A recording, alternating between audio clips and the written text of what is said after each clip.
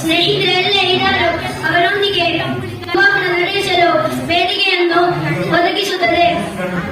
ಕೆಲಸದ ವೇಳಾಪಟ್ಟಿಯನ್ನು ಮದುವಾದ ವ್ಯಕ್ತಿಯ ಕೆಲಸದ ಸ್ಥಳದ ಸಂಬಂಧದಲ್ಲಿರಲು ಇಂಟರ್ನೆಟ್ನಲ್ಲಿ ಸರ್ಫಿಂಗ್, ಮದುವಾಗ ಮತ್ತು ವಿಶ್ರಾಂತಿ ಪಡೆಯಲು ಸಹ ಮೊಬೈಲ್ ಫೋನ್ ತುಂಬಾ ಉಪಯುಕ್ತವಾಗಿದೆ.